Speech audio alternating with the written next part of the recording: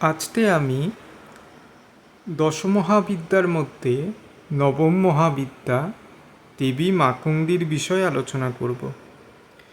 তো মহাবিদ্যা তথা তার অর্থ কী? মহা তথা তার অর্থ শ্রেষ্ঠ, আর বিদ্যা মানে হচ্ছে জ্ঞান, অর্থাৎ যিনি শ্রেষ্ঠ জ্ঞান প্রদান করেন তারাই হলো মহাবিদ্যা। তো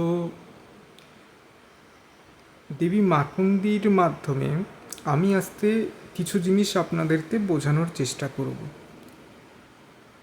প্রথমত, দেবী মাতঙ্গীর যেসব ছবি আপনারা দেখতে পান তাতে স্পষ্টত বোঝা যায় দেবীর গাত্রবর্ণ শ্যামল বা সবুজ বর্ণের। তো নবগ্রহের মধ্যে বুধেরও রং অনেকটা সবুজ আভ। আর তাছাড়াও দেবী মাতঙ্গী হলেন তান্ত্রিকদের সরস্বতী। আর আরেকটা নামও রয়েছে তার, উচ্ছিষ্ট চণ্ডালিনী, অর্থাৎ যিনি উচ্ছিষ্ট গ্রহণ করেন। তো জন্মকুষ্ঠিতে যদি আপনারা কালপুরুষ কুণ্ডলী দেখেন তাহলে বুধ তৃতীয় ধর অর্থাৎ মিথুন রাশি আর ষষ্ঠ ধরে থাকা কন্যা রাশিতে নিয়ন্ত্রণ করে। মিথুন রাশি হলো আমাদের কথা বলার মাধ্যম, বা আমরা কিভাবে কথা বলছি।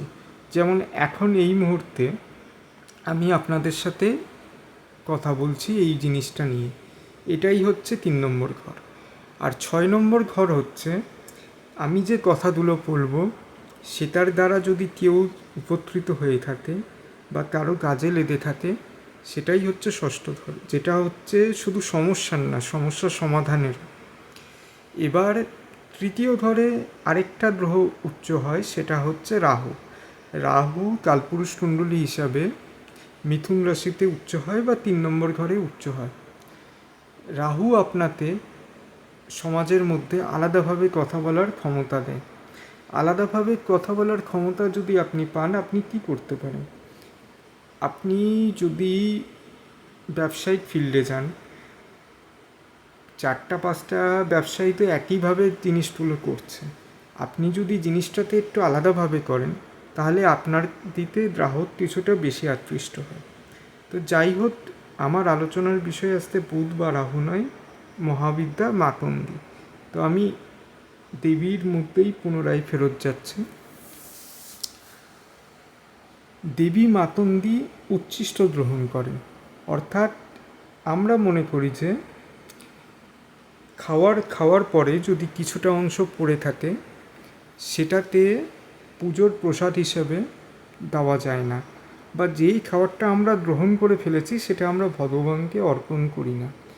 কিন্তু দেবী মাতঙ্গীর ক্ষেত্রে তিনি ভক্তদের খাওয়া খাদ্যবস্তুতেই ভোগ হিসেবে গ্রহণ করেন। আচ্ছা, এই জিনিসটা থেকে ছাত্রদের একটা জিনিস শেখার আছে। বুধ আর রাহুর সাথে এই জিনিসটাতে আমি কানেক্ট করব, কিন্তু প্রথমে দেবীতে বোঝাই। দেবী কোন জিনিসটা গ্রহণ করছে? যেই জিনিসটা সচরাচর মানুষ পর্যন্ত গ্রহণ করে না, তো দেবতারা কি গ্রহণ করবে? সেই জিনিসটাতেও দেবী গ্রহণ করছে।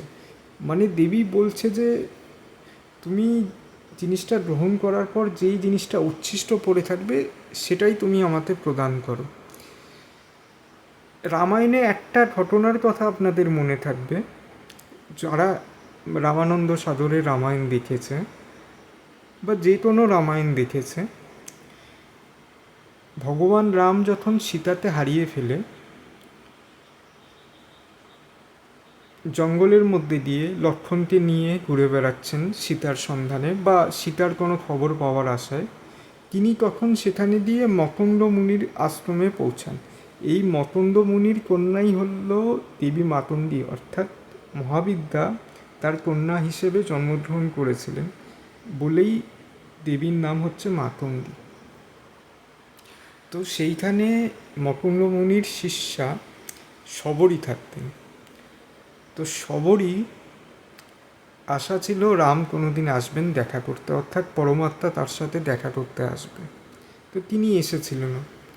তো সেই সময় তিনি জঙ্গল থেকে কিছু বেল নিয়ে আসেন। বেল বলতে জাম জাতীয় ফল, আমি হিন্দিতে বেল বললাম। তো তার মনে হলো যে জামগুলো তো কষ্টা হতে পারে, সেটা খেলে সম্ভবত প্রভুর কষ্ট হবে। তো তিনি কি করলেন, তিনি নিজে প্রথমে চেখে দেখতে লাগলেন কোনটা মিষ্টি আর কোনটা কষ্টা। যেগুলো মিষ্টি হলে সেইগুলো তিনি ভগবান রামকে অর্পণ করা শুরু করল।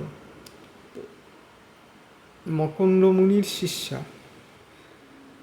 যিনি মকন্দমুনি, যিনি দেবী মাতঙ্গীর পিতা, সেই আশ্রমে দিয়ে ভগবান রাম উচ্ছিষ্ট গ্রহণ করছে। এটা একটা ভালো উদাহরণ, মানে এটা একটা গল্প তথা আমি যেটা বলছিলাম আর কি। তো এবার আমি আবার দেবী মাতঙ্গিতেই ফিরে আসি। ছাত্ররা কীভাবে পড়াশোনার কাজে লাগাবে,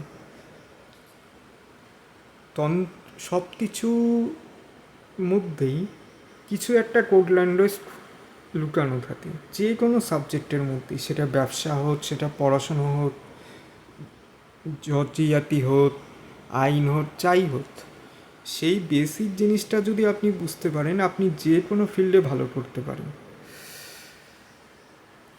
দেবী মাতঙ্গী কিন্তু উচ্ছিষ্ট গ্রহণ করছে, আলাদা জিনিস সেটা। রাহুতি জিনিসটা বোঝায় আলাদা কিছু করার, নতুন কিছু করার। পাঁচজন তো একই ধরনের জিনিস করছে, তো তুমি কিছু আলাদা করো, তুমি কিছু আলাদা বলো। ছাত্ররা কি করে বেশিরভাগ ক্ষেত্রে, আমিও করেছি, ধরুন যে ছাত্ররা ক্লাসে খুব ভালো রেজাল্ট করছে, বা ইউটিউবে আমরা টপারদের বিভিন্ন ধরনের কন্টেন্ট দেখতে পাই আজকাল, ইউপিএসসি বা অন্য যে কোনো রিলেটেড, আমরা তাদের কথা শুনি, তারা এত ঘন্টা পড়তো, এইভাবে পড়তো, সেইভাবে পড়তো। আমরা কি করি, তাদের পড়া কথা শুনে আমরা তাদের মতো অনুকরণ করতে আরম্ভ করি। আমাদের নিজস্ব যে গুণগুলো আছে আমরা সেইগুলোকে ইগনোর করে দিই। আমরা ভাবি আমরা যদি তাদের মতো চলি তাহলে বোধহয় আমরা তাদের মতো সাকসেসফুল হতে পারবো। কিন্তু এই জিনিসটা করতে দিয়েই তো আমরা ভুল করে ফেলি। আমরা নিজেরা নিজেদের ভুল থেকে যেটা শিখি, এইটাই হচ্ছে আসল উচ্ছিষ্ট। ভুল থেকে আমরা যেইগুলো শিখে থাকি সেইগুলোই আমাদের কাজে লাগে। হয়তো আমাদের পড়াশোনার স্টাইলটা যদি বাকি পাঁচজন দেখে তারা হাসাহাসি করতেই পারে, কিন্তু সেই জিনিসটা আমাদের নিজস্ব, যেটা রাহু বোঝায়, যা কিছু আপন, মানে আমাদের নিজের। আমরা যখন অন্য কারোর দেখানো জিনিস ফলো করতে যাই না, সেই জিনিসটা আর আমাদের কোনো কাজে লাগে না দিনের শেষে। যে টপার বা যে ভালো ছাত্র, সে নিশ্চয়ই নিজের মতো পড়ে। সে যদি অন্য পাঁচটা ছেলের মতো কপি করে জিনিসগুলো পড়তো, সে নিশ্চয়ই আলাদা হতে পারতো না বা উঁচু জায়গায় যেতে পারতো না। মানুষ এইটাই ভুল করে যে কেউ যখন ভালো রেজাল্ট করছে মানুষ তাকে অনুসরণ করা শুরু করে দেয়, যাতে হয় কি, মানুষ নিজের ব্রেনের সাথে যেই জিনিসগুলো মানানসই সেই জিনিসগুলোতে বাদ দিয়ে অন্য আরেকটা ব্রেনের সাথে মানানসই জিনিসগুলোতে অ্যাডপ্ট করা শুরু করে দেয়। কোনো টপার ভোর 4টায় উঠে পড়ে মানে আপনিও ভোর 4টায় উঠে পড়তে পারবেন এরকম তো হয় না। কেউ বই দেখে খুব ভালোভাবে পড়তে পারে তাই বলে আপনিও বই দেখে পড়তে হবে তার কোনো মানে নেই। আপনি ইউটিউব দেখেও শিখতে পারেন, আর শেখার যে কোনো জিনিসটাতে যেতে পারে, সেই জিনিসটাকে অ্যাকসেপ্ট করতে হবে। আমরা নিজেদেরকে বাউন্ডারির মধ্যে বেঁধে রাখি। রাহু সেই বাউন্ডারিটাই ভাঙার কথা বলে। রাহু কোনো আনএথিক্যাল কথা বলে না। রাহু বলে যে তোমার দ্বারা যখন এই জিনিসটা সম্ভব তো তুমি কেন করবা না। রাহু কখনই খারাপ হয় যখন আপনি নিজের কাজটার প্রতি যে ফোকাসটা রয়েছে সেটা হারিয়ে অন্য পাঁচটা জিনিসে মনোনিবেশ করতে আরম্ভ করেন। রাহুই কিন্তু আলটিমেটলি ফোকাস দেয়। আপনারা যদি সমুদ্র মন্থনের ইনসিডেন্টটা দেখেন, কোনো অসুর কিন্তু এতটা দায়িত্ববান ছিল না যে মোহিনীর মায়া আর দারু খাওয়ার পরেও নিজেতে কন্ট্রোলের মধ্যে রাখতে কেউ পারেনি। এবং তার ফলে তারা বুঝতেই পারেনি যে অমৃত দেবতারা নিয়ে নিচ্ছে, আসল যেটা অমৃত, আর তারা যেটা নিচ্ছে সেটা হচ্ছে বারুণী বা মদ। কিন্তু রাহু সে না, রাহু দেখছে যে জিনিসটা তো ঠিক হচ্ছে না, সে উঠে দিয়ে বসে পড়লো সূর্য আর ইসের সাথে, চন্দ্রের সাথে।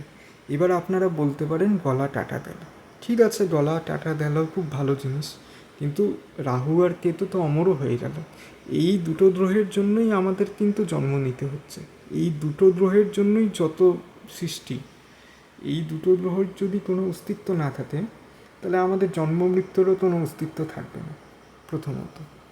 তো দেবী মাতঙ্গী, সত্যি কথা বলতে দেবী সরস্বতী, কিন্তু সাদা বস্ত্র পরা সরস্বতীতে আমরা দেখি সব নিয়ম ফলো করে চলার জন্য, কিন্তু সাদা বস্ত্র পরা সাদা সরস্বতী আর লাল বস্ত্র পরা সবুজ রঙের সরস্বতী আমাদের দেখায় আমাদের মধ্যে যেইগুলো আমরা আবর্জনা বলে মনে করি, মানে কোনো ভুল করলাম বা টাটাটুটি করলাম, সেইগুলো থেকেও আমাদের অনেক কিছু শেখার আছে। তো এইটুকুই আমার বক্তব্য ছিল, আশা করি আপনাদের বিষয়টা ভালো লেগে থাকবে। আজকের জন্য শুভরাত্রি, ভালো থাকবেন।